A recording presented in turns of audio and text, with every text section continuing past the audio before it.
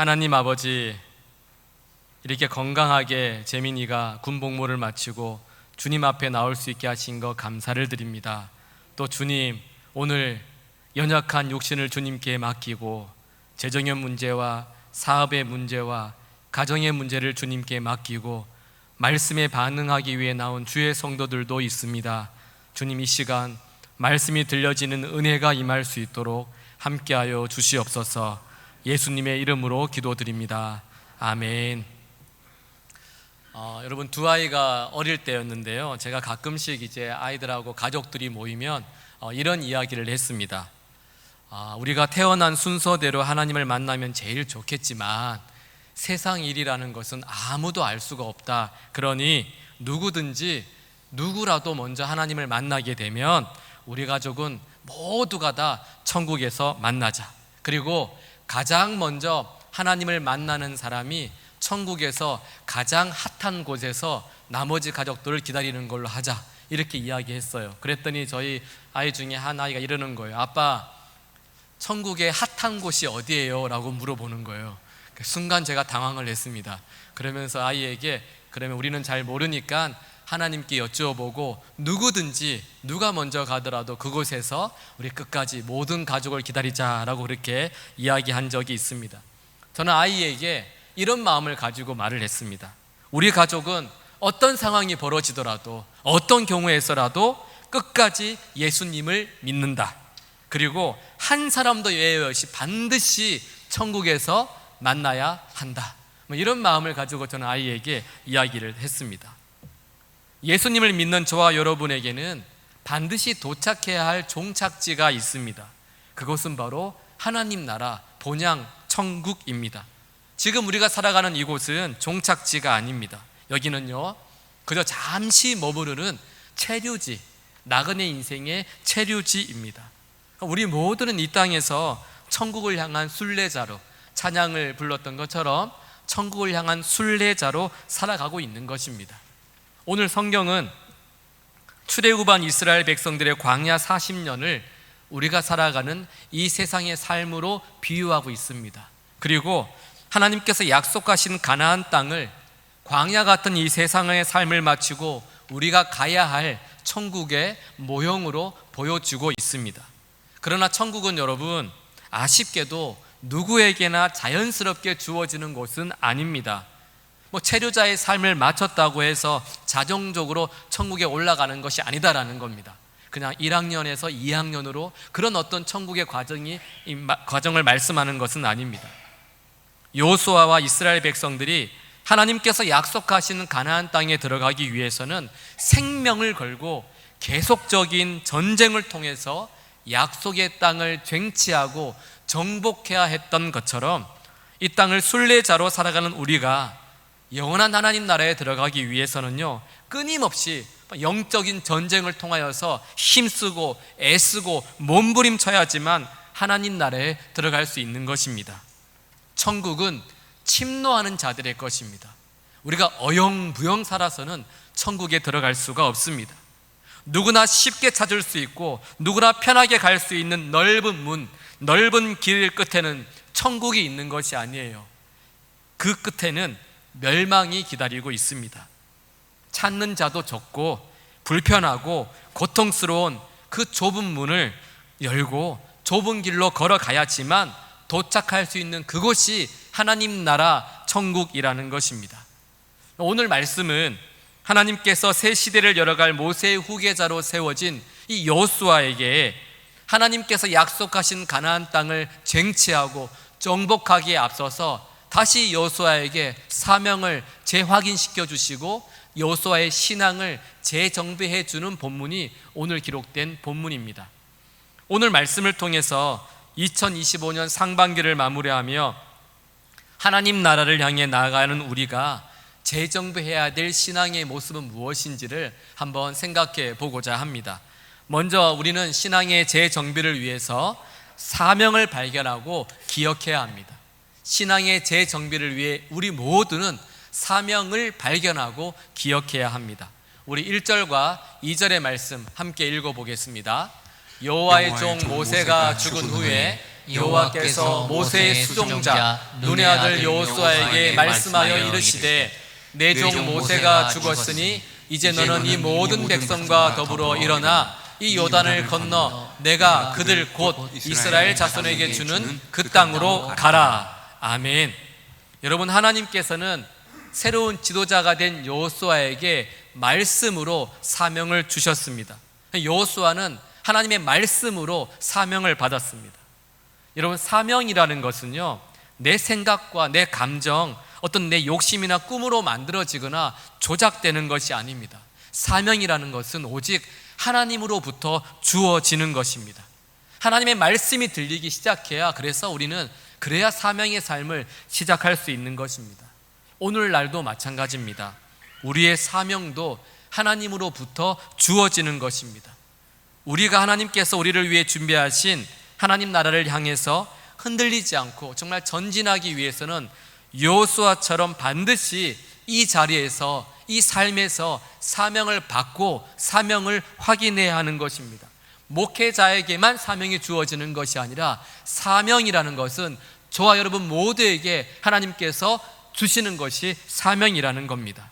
만약에 우리가 사명을 발견하지 못한다면요, 우리는 예수를 믿는다 해도 넓은 문을 열고 넓은 길을 걸어가는 수많은 세상의 사람들처럼 돈 많이 버는 것을 사명이라고 여기게 될 것입니다. 요즘 아이들처럼 재벌 2세가 되는 게 자신의 사명처럼 생각하게 될 겁니다. 존경받고 인정받고 명예롭게 사는 것을 사명으로 생각하는 것이죠. 그러다 보면 결국에는 인생의 목적이 거룩이 아니라 행복을 찾아다니는 것밖에 되지 않는 거예요. 우리는 거룩한 삶을 향해서 거룩을 위해 나아가야 되는데 그저 넓은 문을 열고 넓은 길로 걸어가게 되면 거룩이 아니라 끊임없이 행복해야 되고 내가 즐거워야 되고 내가 그냥 사람들에게 존중받는 것, 그것을 위해 살아가게 된다라는 것입니다.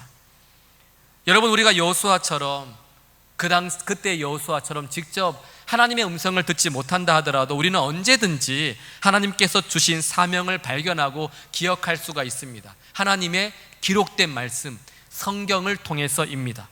성경은 여러분 하나님의 기록된 말씀이에요. 우리도 그렇잖아요. 내가 카톡을 막 주고받았을 때 내가 보낸 문자를 가지고 내 말이 아니다라고 말할 수 없잖아요.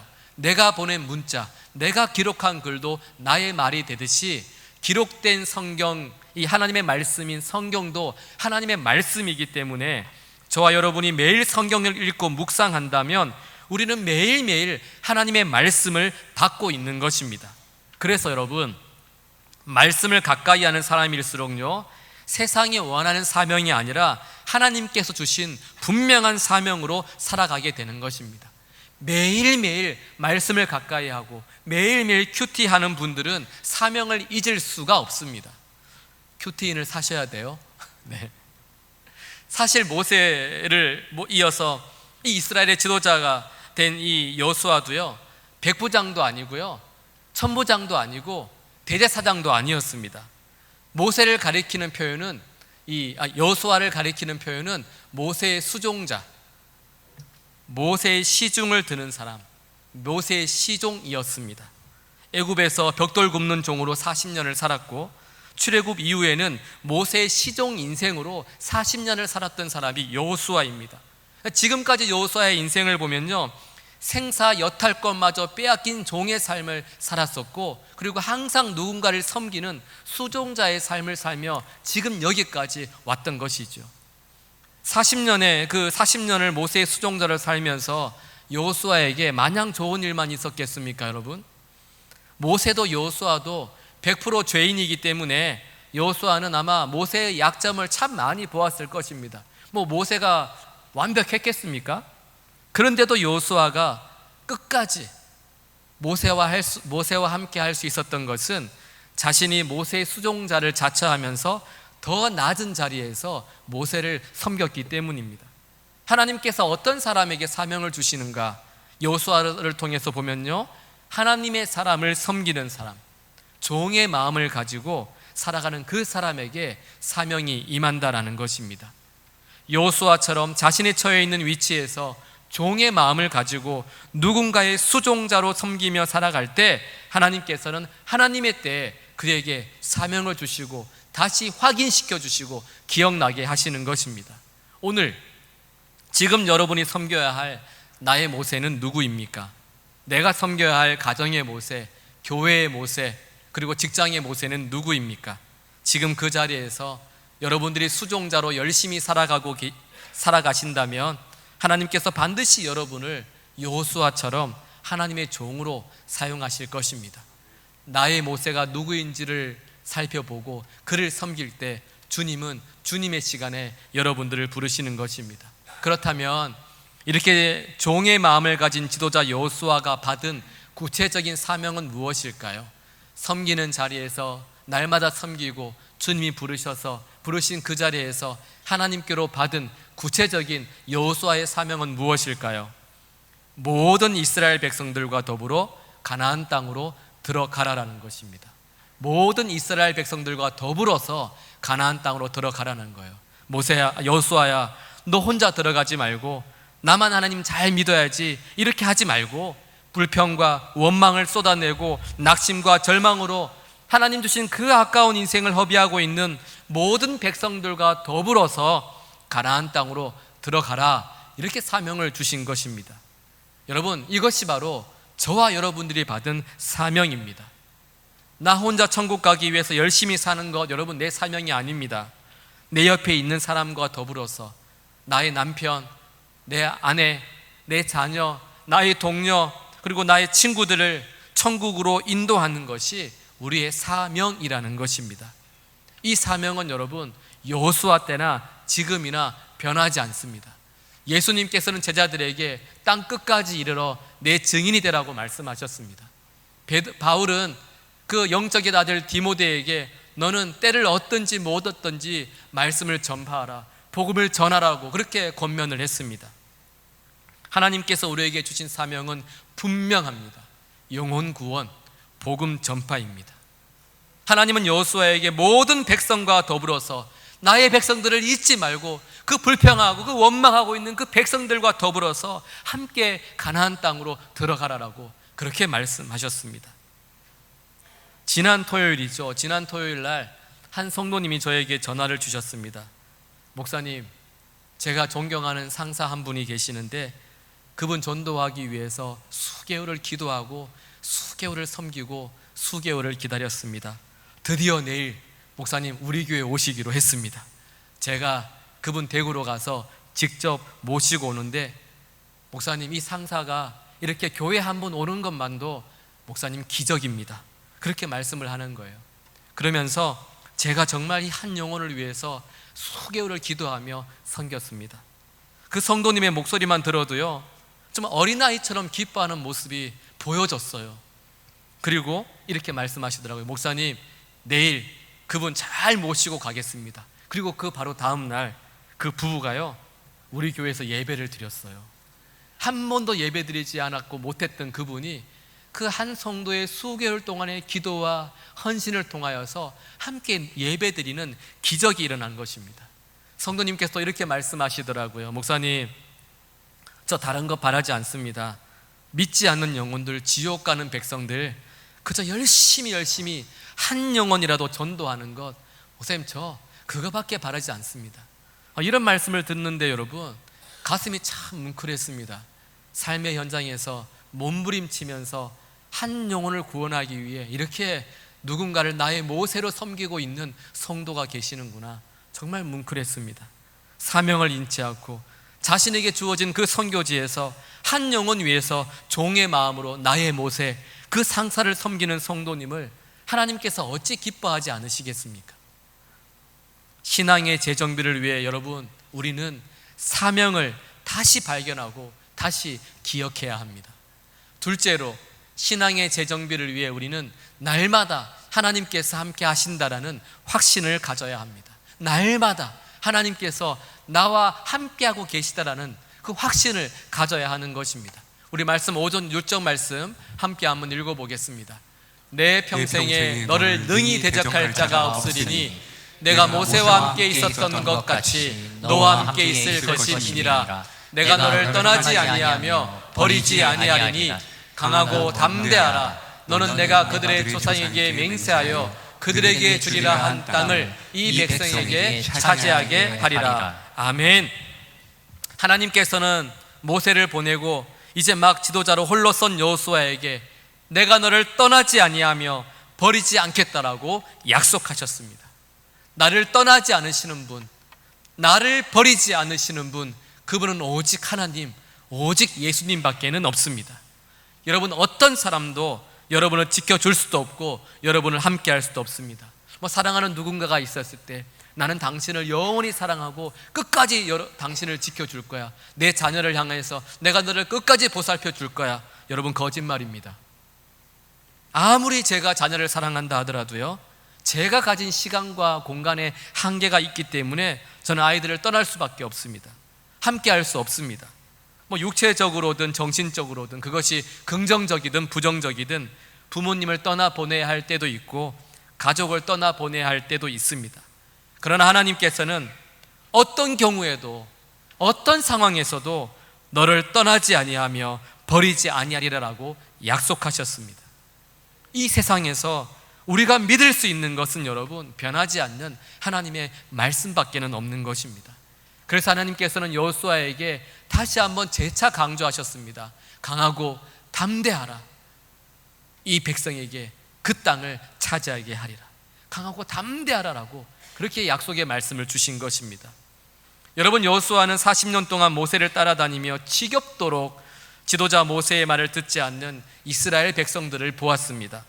고기가 없다고 불평하고 목이 마르다고 모세를 원망하는 그 백성들의 원망의 소리를 40년 동안 들었습니다.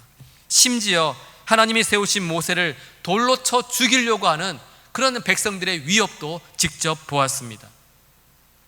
언제라도 돌아설 수 있는 200만의 백성들을 데리고 이제는 가나안 땅을 정복하고 쟁취해야 될 여호수아가 가질 수밖에 없는 감정이 무엇이었겠습니까? 그 감정은 바로 여러분, 두려움입니다. 두려움. 지금 여호수아가 두려움을 느끼는 것은 여러분 당연한 감정이죠. 그렇게 훌륭했던 모세 앞에서도 불평하고 원망했던 200만 명의 백성이 지금 자신을 보고 있고, 또 40년을 줄곧 모세의 수종자로 살다가 모세의 시종을 들다가 이제는 새로운 사명을 가지고 새로운 역할을 맡게 되었으니 여호수아가 얼마나 두렵고 떨렸겠습니까? 이 사람들이 그렇게 훌륭한 모세를 향해서도 자기 마음대로 평가하고 반역하고 대들었는데 과연 나를 어떻게 볼까? 과연 저 사람들이 나를 믿어줄 수 있을까? 나를 잘 따라올까? 나를 떠나면 어떡하지? 과연 내가 모세처럼 잘할 수 있을까? 아마 여호수아에게는 이런 수많은 두려움들이 그의 감정을 휘몰아치고 있었을 것입니다. 그런데 여러분, 이런 모든 두려움을 가만히 보면요, 지극히 자기 중심적인 생각에서 시작되는 거예요. 이거는 철저하게 내 생각입니다. 어떤 일도 일어나지 않은 지금 상황에서 미래에 대한 막연한 내 생각과 내 두려움과 내 걱정이, 그리고 사람에 대한 내 두려움이 나 자신을 움직이지 못하게 하는 것입니다. 일어나지 않는 일, 어쩌면 앞으로도 영원히 일어나지 않을 그 일들이 여호수아를 두렵게 하고 있었던 것입니다. 지금 여호수아에게 분명하게 일어난 사건은 한 가지밖에 없습니다. 하나님의 확실한 약속의 말씀이 여호수아에게 떨어졌다라는 것입니다. 일어나지 않았어요. 두려운 일들이 일어나지 않았습니다. 그래서 여호수아에게 일어났던 일은 한 가지예요. 하나님이 약속의 말씀을 하나님께서 여호수아에게 주셨다라는 것입니다. 여호수아야, 내 평생에 너를 능히 대적할 자가 없을 것이다. 내가 너와 함께 하겠다. 내가 너를 버리지 않겠다. 내가 너를 떠나지 않겠다. 사랑하는 여러분, 사람을 보고 세상을 보게 되면요, 두려운 감정을 느끼게 되는데 그 두려운 감정은 나의 감정이지 하나님께서 주시는 감정이 아닙니다. 하나님의 말씀이 신뢰가 되지 않으니까, 하나님의 말씀을 믿을 수 없으니까 내 안에 두려움이 생기는 거예요. 하나님께서는 우리에게 말씀하십니다. 어떤 경우에도 어떤 상황 속에서도 내가 너를 떠나지 않겠다. 내가 너를 버리지 않겠다. 이 약속의 말씀을 믿고 살아가는 저와 여러분들이 될 수 있기를 주님의 이름으로 축복합니다. 셋째는요, 신앙의 재정비를 위해 우리는 날마다 말씀이 들리는 적용을 해야 합니다. 우리 7절과 8절의 말씀을 함께 읽어보겠습니다. 오직 강하고 극히 담대하여 나의 종 모세가 내게 명령한 그 율법을 다 지켜 행하고 우로나 좌로나 치우치지 말라. 그리하면 어디로 가든지 형통하리니. 네 율법책을 내 입에서 떠나지 말게 하며 주야로 그것을 묵상하여 그 안에 기록된 대로 다 지켜 행하라. 그리하면 내 길이 평탄하게 될 것이며 내가 형통하리라. 아멘. 여러분, 우리가요, 여러분이 나는 강해져야 돼, 나는 용기를 가져야 돼, 나는 담대해야 돼, 화이팅 화이팅, 여러분 이렇게 여러분 자신에게 계속해서 말을 하면 여러분들은 강하게 되고 담대하게 되십니까? 아니에요. 나는 강해져야 돼, 나는 용감해져야 돼, 아무리 말을 하고 외쳐도요 우리는 강해지지 않습니다. 여호수아가 오직 강하고 담대할 수 있는 비결은 율법을, 하나님 말씀을 다 지켜 행하고 우로나 좌로나 치우치지 않는 것이었습니다. 여러분, 신앙의 재정비는 이 율법, 하나님의 말씀을 듣는 것으로 만족하는 것이 아니라 다 지켜 행하는 것입니다. 8절도 한번 보십시오. 여러분, 말씀을 주야로 묵상하여 그 안에 기록된 대로 다 지켜 행하라라고 말씀하고 있지 않습니까? 우리는 말씀을 주야로 묵상하는 거 참 좋아합니다. 그리고 열심히 말씀을 묵상합니다. 입에서 떠나지 않을 뿐만 아니라 여러분 유튜브와 극동방송을 비롯해서 CTS, CBS, 구TV 수많은 기독교 방송을 보고 듣습니다. 마음에 새기기도 합니다. 때론 감동을 받고 눈물을 흘리기도 합니다. 그러나 다 지켜 행하진 않습니다. 말씀을 묵상합니다. 그러나 적용하지는 않습니다. 그 대신에 우리는 말씀을 읽었다 치고 큐티 했다 치고 적용했다 치고 그렇게 넘어가 버립니다. 여러분, 묵상의 꽃은 적용이에요. 적용. 내가 말씀을 묵상했는데 다 지켜 행하는 적용이 없다면 이것은요 안고 없는 찐빵이에요. 내용 없는 껍데기밖에 되지 않는 것입니다. 말씀의 능력은 적용으로 나타나는 거예요. 말씀의 능력은 여러분의 삶으로 나타나는 것입니다. 그런데 우리는 보통 7절, 8절 말씀을 읽을 때 어떤 말씀이 가장 먼저 들어오는지 아십니까? 이런 말씀이에요. 그리하면 어디로 가든지 형통하리니. 이 말씀에 우리는 아멘 합니다. 그리고 또 다 읽다가 8절에도 그리하면 내 길이 평탄하게 될 것이며 내가 형통하리라. 이 말씀에 우리는 무조건 아멘 하는 거예요. 내 환경과 내가 만난 사건과 상관없이 어떤 상황 속에서도 내가 요동하지 않고 두려워하지 않고 정말 살아가는 것이 형통이고 평탄인 것을 모르고요, 우리는 무조건 그냥 평탄과 형통이라는 말씀만 나오면 그냥 물질, 건강, 사업, 대박 이런 세상의 것들만 생각하면서 아멘, 아멘 하면서 이렇게 살아가게 되는 것입니다. 어떤 상황 속에서도 내가 요동하지 않고 두려워하지 않고 살아가는 것이 형통이고 평탄인 것을 깨닫지 못하는 거예요. 여러분, 말씀에 적용이 없으면 우리는 좌로나 우로나 치우칠 수밖에 없습니다. 내가 여전히 손해보기 싫고 내가 여전히 희생하기 싫으니까요 오늘은 이쪽에 붙었다가 내일은 저쪽에 붙었다가 그렇게 살아가는 거예요. 기쁘면 기쁜 감정에 들떠서 이쪽으로 치우치게 되고, 슬프면 또 슬픈 감정에 치우쳐서 저쪽으로 가게 되는 것이 우리의 삶의 모습입니다.